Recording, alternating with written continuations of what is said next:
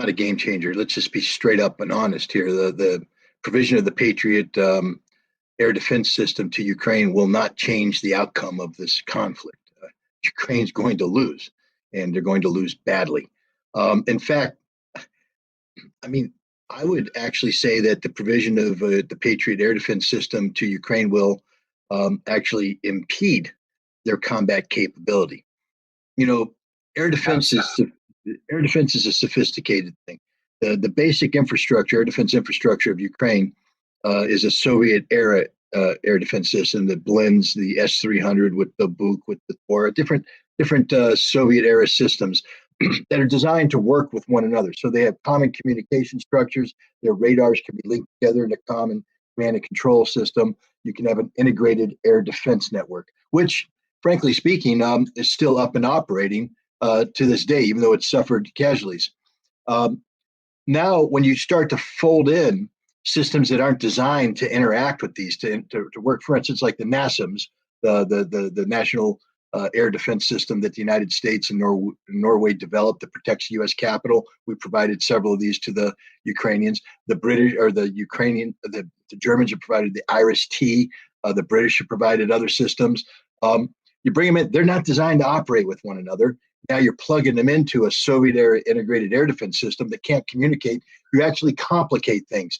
Okay, let me stop you. Is Patriot defensive or offensive?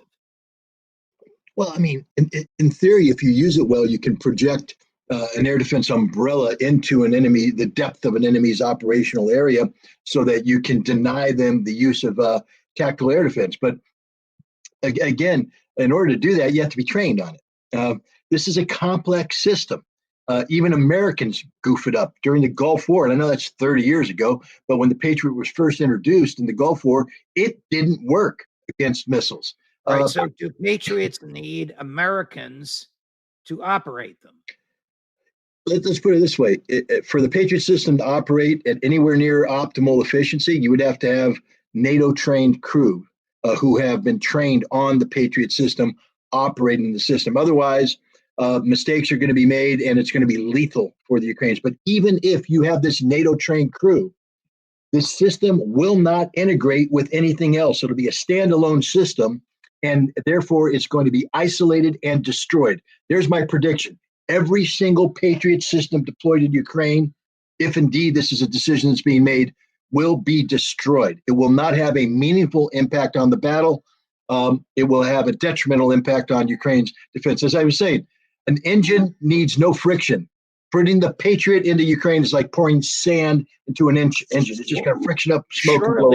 Surely the former four-star general, who's now the Secretary of Defense, understands what you just said. Would Secretary Austin have told that to the president? I mean, are we sending this thing to them to satisfy the political appetite back home so that it looks like we're helping Ukraine? Or are we sending this to them because they really, truly want to help Ukraine?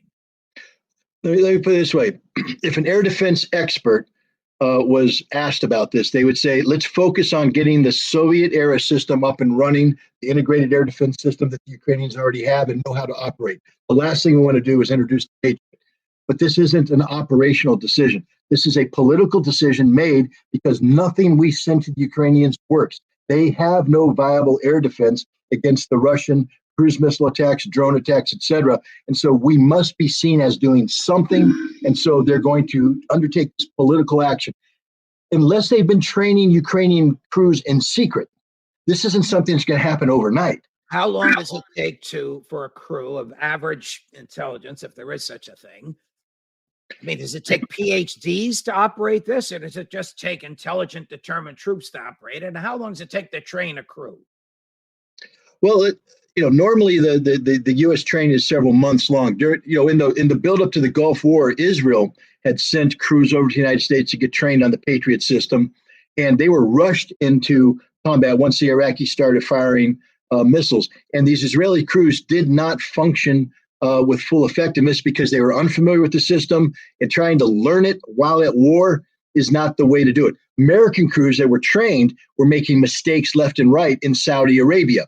So even if you're fully trained, it's a hard system to operate, but it would take months to train the Ukrainians up to speed. They would have to be over at Fort Sill. They would have to be at White Sands, missile test facility training right now in order to be deployed any level of combat efficiency come early spring. Do you know if we have Ukrainian troops or crews in the U.S. being trained in the U.S. to use American equipment that's about to go over to Ukraine? That would be novel and newsworthy, I would think. Yeah, I don't know that. I'm just saying that's what will have to happen. Look, even Germany, who operates the Patriot, sends their people to America. The only place you get trained on the Patriot system is in the United States of America. So for the Ukrainians to come up to speed on this, logic dictates it would have to come to the United States.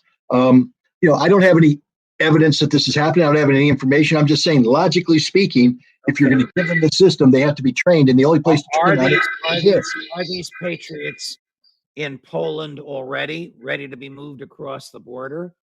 Can they be used from Poland if they're there, or are they somewhere in the U.S. and they got to be shipped to Europe? Well, first of all, the Patriot systems that are in Poland right now, I believe, are German systems.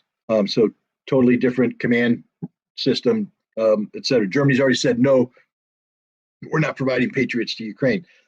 They could take away combat capability from the theater, meaning transfer this equipment that's already in place to protect American assets. But I wouldn't want to be the commanding general signing off on that one. Stripping away my protective capability to send it to Ukraine. So logic dictates that if they have to train these people, they're going to fall in on a training packet. And while that's happening, maybe from the reserve units, they'll be put. The other thing I will say is this: the Ukrainians aren't going to get the best Patriot system. They're just not going to get the up-to-speed modern one that we have. They're going to get an older variant that doesn't work as well. Do you know where they will come from? I mean, much of the other military equipment the Ukrainians received, you told us this, was already in Europe. Are the Patriots, American Patriots, already in Europe, or do they have to be shipped across the Atlantic Ocean? No, there's American Patriot systems in Europe, but again, these are the front line, top line American systems with all the capabilities, bells and whistles. We're not giving that to the Ukrainians. I can guarantee you 100% right now, they will never see that. They're going to get the stuff that's in the National Guard, the older models, the stuff that's dating out. That's what they're going to receive. That's what we give people. We don't export the very best we have, especially to ill-trained troops who are going to, for the first time they're going to use it, is going to be in combat. No. Okay. Can the Russians effectively close the border between Poland and Ukraine so that we can't bring them anything by land? Not unless they physically do this, not unless they thrust down and physically occupy that border. And that would require several hundreds of thousands of troops. And I don't think they're in that business right now. The best thing they can do is continue to try and interdict. Remember this: the Patriot has an extensive footprint, meaning when it's deployed on the ground, it's easily detectable. You ain't going to operate this thing in secret. So the Russians are going to fine-tune their intelligence, surveillance, reconnaissance assets to be on a Patriot hunt. This isn't like the HIMARS where you can take a single system out of the woods, fire off 10 rockets, and then run away. The Patriot system is going to be laid out on the ground, radar operating, and the Russians are going to destroy it. That's just all that's going to happen. Okay. Yesterday, a British lieutenant general by the name of Robert McGowan, MAGOWAN, revealed, either intentionally or inadvertently, that British troops are on the ground in Ukraine. Do you know of this? If it is true, what does this mean?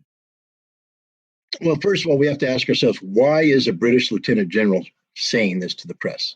Right. This wasn't an accident. He said it on purpose. So we have to ask it. Now, we dig deeper. He spoke of 2 deployments of the 45th Commando. That's a specific British Marine unit. Understand that is a conventional infantry unit. There ain't nothing special about it. They're just like saying that's 1st Battalion, 4th Marines. Good fighters, wouldn't want to go up against them in a bar fight or a ground fight. These aren't special operations soldiers. These aren't covert warriors. These are standard line infantry. They were deployed twice, according to him, once in January to provide diplomatic security, to beef up security at the British embassy in belief that the Russians might be launching an attack. And the second time in April, I believe, to be involved in the evacuation, providing security for British diplomatic staff and equipment as it's removed.